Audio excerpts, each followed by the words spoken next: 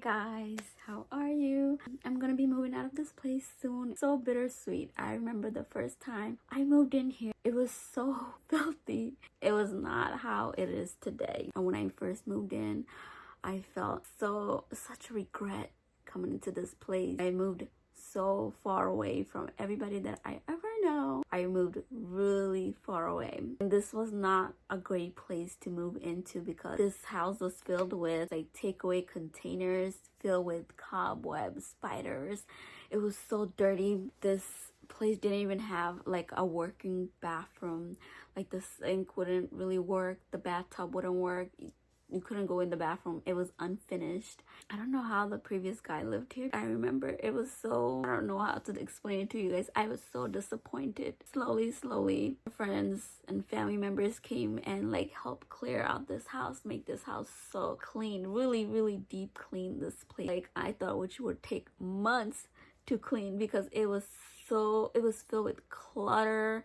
Everything, the walls were ruined, the floors were ruined so bad. Like not my family members, but other people's family members, friends really came through and helped clean this place out from inside out so much. I remember when I came in here, I didn't have no furniture, no nothing. I slept in an air mattress for a long time. I slept on an air mattress. I was so happy. Like it was summertime when I moved in here, so I didn't have no blankets. Like I left the house with no money. It was like the most craziest moments of my life. I left everybody. I left my whole family, and like nobody knew where I went. All they know is just I left the house, and that's it. I was so devastated like throughout the years. I was so depressed, sad, and I could not talk to anybody that know me about anything because I didn't want them to hear me cry. And even when I cry, I'm gonna tell my story, and I didn't want to, like, I was so ashamed of myself, my story, the life I lived, the things I had to go through. I did not want to tell anybody, and because if you tell one thing, it leads to something else. Like now you gotta tell your whole story, which at that time I was not comfortable sharing anything. And this was my safe house, and even though it looked so horrible, but with a lot of love, these floors were cleaned, swept, sink was cleaned, like stove was cleaned. And it took a long time for me to paint this place. I remember I hired somebody to paint this place up, but they took advantage of my niceness. They took advantage of my emotion and really like ran away with the money because a lot of things that needed to be painted was not painted. And because I'm short, there are things like cabinets and higher like ceiling stuff I cannot see, and so they did not paint those. They did not paint my closet. They didn't finish painting my bedroom. All the tiles from before was removed, and the kitchen had to be removed. Oh, I think this before it was like a cemented floor. It was a cemented floor, and it was like weird color, and it was so weird stains all over the floor. And it was so like every time I woke up, I was so sad. And the only thing that kept me alive, like keep going, was that like the previous tenant left a fish bowl and he didn't want to take it, and so it was like some rocks and a fish there, and it was like this big, the fish. And like that was the only company I had for like almost for 8 months. That was the only companionship I had, and it was so sad, and I was so scared of everything. I did not leave my house because I was so terrified of leaving the house. And if I left the house, I would not leave alone. It was so weird. I didn't have no furniture, so I, because I left with no money or nothing. And the landlord upstairs gave me all his like unused. He gave me a table. He gave me a dining table. He gave me like a living room sets and stuff, some chairs that he wasn't using. Gave me some pot lids and stuff, because later on I bought some materials for I didn't have no cooking utensils. I was eating out of paper plates. I was making food in aluminum foil, aluminum pans. Yes, and I was covering my food with aluminum pan foil. So I was making a lot of food like in aluminum pan, like baking a lot of food. That's what I used to do. I used to bake a lot. Food that was already pre-diced, meat that was already pre-cut and cleaned. And I ate a lot of noodle soup. A lot of noodle soup. A lot of ramen was eaten in this place. And then I used to throw a lot of parties, family, a lot of parties where friends used to come, so I wouldn't be so lonely. And there would be no food in the house and everybody had to pitch in for food, and we would grill food a lot. And I remember we used to have a lot of parties. It was in the backyard. We used to throw a lot of parties. Some of the neighbor people used to come. I don't think they live here anymore. And the landlords, most of the people was the landlord's people, or whoever he knew, they came to the barbecue. And I couldn't say anything about the music stuff because, you know, he was supplying most of the stuff, like the chairs and tables, and like it was the old people music. Like, but at the time you hear the same music, you get tired of it. But I was not allowed to touch the stereo or anything. It was such a mess. And I remember there were times because I didn't know how to cook at that time, so I learned a chicken recipe, whatever, from the landlord upstairs. And I used to hang out sometime upstairs as well because I was so lonely and I didn't have nobody to talk to. I did not look around the neighborhood. I never went on a neighborhood walk, no, nothing, because I was too afraid of going outside. What if people found me? You know, they would tell my parents. I remember one day I had to go out emergency and I took the train. And you know what happened when I was getting on the train? Like, somebody from somewhere spilled coffee on me, and I turned around and I could not find who it was that threw coffee on me. And like, I didn't even know they threw coffee on me because I had hoodie on. The only way I found out was like I felt a splash. My hand over here, there was like it splashed, and I felt it, and I was just like, it was sticky, and I'm like, what is it? And then I saw like coffee cup on the floor. Somebody threw coffee at me, and I was so devastated. And I was like, oh shit, they know where I live, they know me. That's why they threw the coffee at me. I don't know if I took care of whatever I needed to. And it took me a while to come to my house because I didn't want them to follow me home. So I remember I had to go zigzag around my house for a bit, or that area. And I waited hours later and then I came home, and it was just like the most scariest thing ever. And because of that experience, that scared me so much that I refused to go out even more. I finally had the courage to go outside, and then somebody spilled coffee on me and stuff, and then that just like scared me.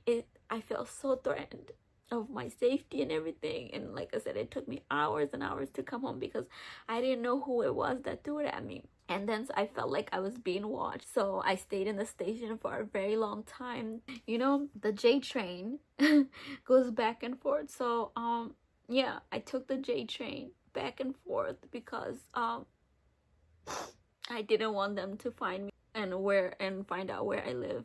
And it was just like, and I know they're probably gonna get tired of waiting all day long, and like for me to go to my house, you know, they wouldn't want to do that. That's what I thought. I don't know. But yeah, because of that experience, I was like so bugged out, and I used to have the scariest dreams. That's when I was going through my dark night of the soul, which I had no idea that's what it was, but I was going through it. I was doing lots of shadow work throughout those years, because I didn't want to go outside, and at that time I didn't work either. And because I work seasonal, I didn't have my job to keep me going and like buy food and like pay bills. And there were times like it was so hard to pay rent, you know, with the income I was making, because something always like goes wrong or something happens. Money wasn't enough, and the struggle was like real, really, really real. The struggle was, I felt miserable, you know. But now, years later, I look back and I feel so grateful for this house. I'm so happy I came to this house. Like in my worst time ever, this house supported me, this house sheltered me, and gave me shelter. It made me feel peaceful. Like I would just sit here without lights in this house, and I would just like, I would just cry so much, and like a lot of because of fear. And now I'm crying because I'm moving out. I'm like, I definitely created a lot of memories in this house. I learned how to cook. I became a best cook. I became a hosting person, and I had Thanksgiving events over here, Thanksgiving gathering, birthday celebrations, other people's birthday celebration here in this little corner of house. I started a new business over here. I started 2 new business in a way, actually, and I learned how to play Sims in this house. I became a baker in this house. I became an entrepreneur. I became a businesswoman. I learned how to help myself. I fixed my family problems that I had with my home and my parents. I fixed family issue to the best of my ability. I became a gardener, like for 2.5 years I gardened over here, and like the landlord, he helped me garden. The rent was extra because I was using the garden and I was using the water and stuff, and I gardened for 2.5 years. I gardened everywhere, and it was the most beautiful garden ever. And it was like it was a multi garden, because it was just like for me to grow flowers and stuff, and then I grew vegetables and stuff, and then I had an herbal garden. It was so beautiful. I felt so amazing, and at that time I did not know that I was feeling so good. Throughout the years I lived in anxiety, anxiously. I was living in fear, anxiously, and like not knowing what's gonna happen, not knowing where I'm gonna move to, not knowing who's gonna find me out. I was just like, I was living in fear so much. And yeah, like a lot of late night sleeping, a lot of drawing. I painted a lot in this house. I drew. I fell in love. I found spirituality, like actual spirituality. I started getting into finding out who I am, why I'm here, why is my life going this way. I started reading so much self-help books. I started seeking help from others. I started learning how to sew. That was one of my longest dreams as well. I learned how to sew. I went to sewing class. I have a sewing certificate. I have a sewing business certificate that I can teach other people how to sew. So yeah, like I created a lot of memories. I threw a lot of 4th of July party in this place. I had my siblings come over to this place. I had my birthday party with my siblings in this house. Like, what in the world? I got a cat in this place. Years later, I finally got a cat, and now I became a cat mom. Now I'm a cat grandma. Like, I found love for anime. I found love for movies. I learned how to laugh. I learned how to develop my humorous self. I learned to be even more kind. I learned to be forgiving. I learned to let go. I learned a lot about myself in this house, and a lot of tragedy. I went through so much up and down that everything was a life lesson throughout all these years. I'm so grateful. Like, every year there was a problem in this house, and I just went through it. I went through a lot in this place, And like I learned a lot of things about furniture. Like I just at first I randomly bought furniture, and I learned about buying something for the moment of it, and then buying something for long term, you know, and then something that I can use for multiple purposes. And I learned it the hard way. Like I bought this $3,000 something couch, and I was in a huge debt. I wasn't getting paid from work. I dug a hole for myself so much. There are so many things that I'm not even saying that happened to me that I have to move, and I'm like, I don't know where I'm gonna go again. The roof above my head is like being broken. My house is broken. My place is broken. My heart is broken in a way, but I'm not gonna give up, because this house really taught me a lot. If anything, I can get through it, and shit will happen. And there are even more better days gonna happen. Like I said, when I first moved in here, I hated my life so bad. I hated this place so much, and I felt like this place was the reflection of how I felt inside. So gloomy, sad, dark, manipulated, and just unloved. And like every corner of this house is loved by me, you know.